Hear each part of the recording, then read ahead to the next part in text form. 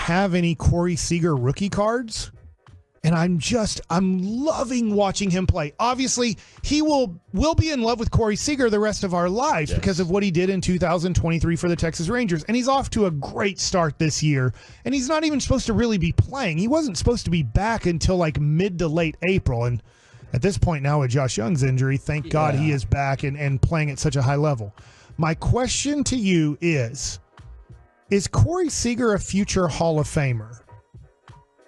I think he is. I think so. So I was looking at this. So 2 World Series under his belt. And Sandler's here too, so he can talk about this. And I'll tell you a conversation me and Jared had it was like at the start of Bannister's career. So we're looking at 2015. So before 2015, I believe Sandler and I had a conversation about Adrian Beltre.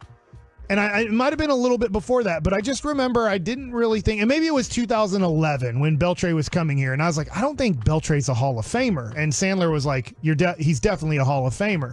And then through his Ranger career, obviously it became very easy that he was a Hall of Famer. Right. But I just remember at some point, either early in his Ranger career or right before he signed here, I was like, I don't think Beltre's a Hall of Famer. And now it's obviously without question he was. But I'm looking at Corey Seager. I'm going to bring this up and then let you guys discuss. To me, and I love Barry Larkin. He was part of the Nationals organization when I was there. Great person, great guy. He's a Hall of Famer. He's a 12-time All-Star, 3-time Gold Glove winner, 9-time Silver Slugger. He won an MVP in 1995, and he won the World Series in 1990. And that's like, to me, I hate saying this, that's the bottom line shortstop in the Hall of Fame, is like Barry Larkin out of all the shortstops in the Hall of Fame. I hate saying it, at least in recent times. I'm like, that's the line. Are you better than Barry Larkin? So I'm going to throw this out to you guys on your thoughts on Corey Seager, almost 30 years old, hopefully another 6 to 10 years left in his career. I would say that as long as he can stay healthy, that he is going to be a Hall of Famer. And I think a part of it is if he can stay healthy, do we consider Alex Rodriguez a shortstop? Yes. And do we even really consider Alex Rodriguez when comparing statistically to players within the position? Because if the answer is yes, then Corey Seager's got a chance to be third all time in home runs by shortstop. If the answer is no, he could be second, if not first. And home runs, obviously, super important.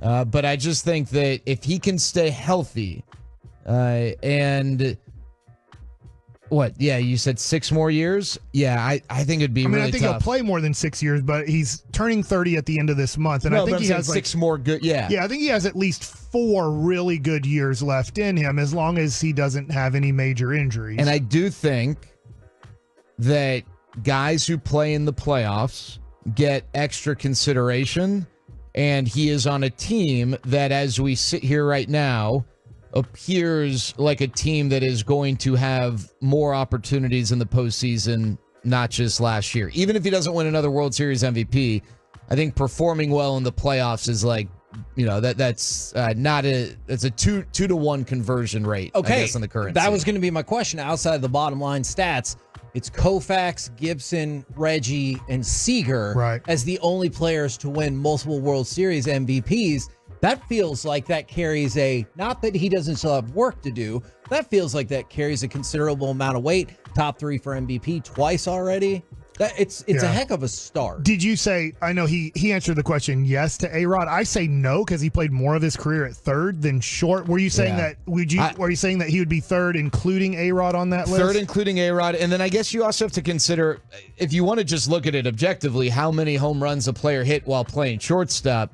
Then Cal Ripken Jr., who's second on that list, he hit some home runs as a third baseman, right? I mean, I really only remember Cal Ripken as a third baseman just because of my age. Right. So there's a chance that if you want to look at how many home runs a player hit while playing shortstop, I'm looking it up right now. Because I know that happened with Piazza. When I was with Piazza, he was getting really close to the home run record as a catcher. And then there were like Carlton Fisk because he DH'd some in the American League. He's probably not going to finish his career at short, though. That's another. Who's that, Corey? Corey. Yeah. Right. No, that's a fair point. So as we have this conversation, it could be a a Cal Ripken type thing where, he ends his career elsewhere. But yeah, he could play third or first and have a lot longer to add to it to stack that up. Well, hey, Jason Stark wrote an article. We've talked about this over time with some of the benchmark milestones that we grew up with, right? 500 home runs, 300 wins, that sort of thing. 3,000 hits. 3,000 hits. They're really those numbers, like we almost need to recalibrate. But what's the home run number now where if a guy hits X home runs in his career, you're like, wow, how do we leave this guy out of the Hall of Fame? As a shortstop, 300 to me. And he's at 170 in his career. Which would mean he's on pace to hit 300. Now, will they all be, to Corey's point, will they all be at shortstop? Probably not. Who knows? But he has 1,000 hits, so he probably will get to 2,000 hits. If I look at his career, like he's probably going to be around 2,000 hits, a little over 300 home runs. Right now, he has a 293 career batting average, and he does have, to your point, he does have the 2 World Series MVPs. He has the finishes of second place and third place in MVP as Rookie of the Year. Mike, look, there is a lot more time for Corey Seager's career, but I was just thinking, gosh, he's maybe more of a Hall of Famer than I think he is, but he does have to have a solid 5 more years of baseball in him. The thing that hurts him, I'm sorry, Corey, I'm just looking at his career. 2018, 26 games. 2021, 95 games. 2020, he was healthy, but that's short season. So I think, if you just take one of those years and make him healthy for 150 games, I think it might even be a totally different conversation. Kevin, I just want to make sure of something. Do you think Bryce Harper's a Hall of Famer? Because you don't think he's lived up to the hype. Yeah. You don't? Do you really not? No. He just thinks the hype was so... absolutely not lived up to the hype. He was described as he was going to be the greatest or one of the greatest players in baseball history. I don't think he's even close. Man. He won his 2 MVPs, but outside of that, he's not in the top 10 of any of those MVP votes. He's probably going to finish with 500 home runs, and he's got a career OPS over 900. You're right. Then how come every single year nobody thought he was that great? If the standard was Babe Ruth. I don't know. Who's everybody, though? I mean, MVP voters. A part of it was he played on some really bad teams, and that didn't help. So did A-Rod. And Trout. I'm just saying, if we're using that as an example, he has been top 10 in MVP twice. Now, he happened to win those 2. Well, Dale Murphy won 2 MVPs. No other season he's been top 10 for MVP. Let me reestablish where the reason I asked that was because Seager doesn't have a season MVP. Does that matter? Like, he doesn't have a regular season MVP. It would obviously help tremendously. I don't think it's a requirement. Let me ask you this real quick, because I know I'm out of time. Because I think you do look at like top 3s and top 5s. We can carry this over if we want to in the C block. Thinking of this question, when it comes to this generation, Mike Trout is going to be a major part of this generation. When we think of, let's say, Frank Thomas, Ken Griffey Jr., and we'll start, like, if you get to 10, is Corey Seager, and I'm hoping he does, is Corey Seager going to be one of the 10 names of this generation of baseball?